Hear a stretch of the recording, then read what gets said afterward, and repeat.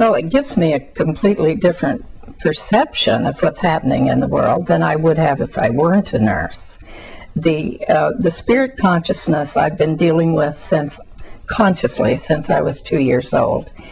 And the 40 years that I spent working as a nurse has shown me the difference between the medical community and the way they think and the way our spirit consciousness is actually put together. The design and function of the spirit consciousness is very different than what medicine understands.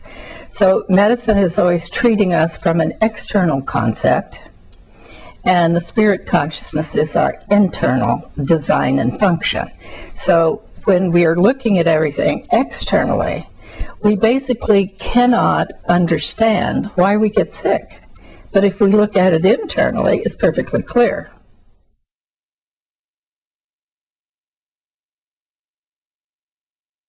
You know, when people come to me,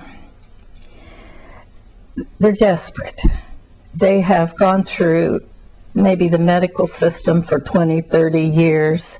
They have had all the medications you can imagine anybody ordering for them. They have believed their limitations. They haven't understood their relationship to nature, earth, and the universe, and so therefore they don't understand how to heal themselves. And all I do with a person, no matter how sick they are, is I counsel them, the spiritual counseling. I do neural depolarization, and I help them to understand that they have to look internally and heal themselves.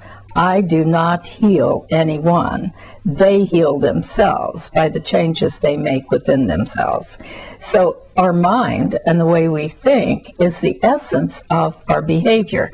We're reflective beings, so whatever our mind has up here is what's reflected out into the physical world as the behavior. And if we have a belief that we're going to be sick and that we're going to have this disease because our parents had this disease, and you know, we'll set ourselves up to have the disease, and we will follow the same eating patterns that our parents had, the same belief systems, the same fear levels, and with all of that going on in our body, we're going to make ourselves sick. And that's what has been happening to people. We should not be a sick society. We should be very, very, healthy and excited about life and living, I think, until about 300 years, if we were really cleaned up our act. So the people who come to me are the ones who are desperate. They have been in the medical system for so long. They've been told, forget it, you're going to die, make your funeral arrangements. You have to live with these problems.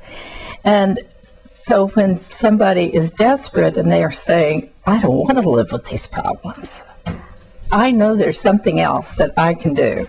And so then they find me and we start working. Well, it is not an overnight thing.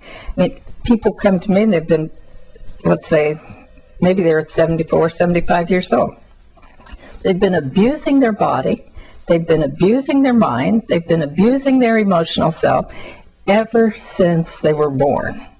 So this is not always a quick fix. It takes a long time. But people begin to feel better and understand themselves better, maybe a year, something like that. But they need to keep working with it. So when people study with me, that's a form of continuing to heal themselves.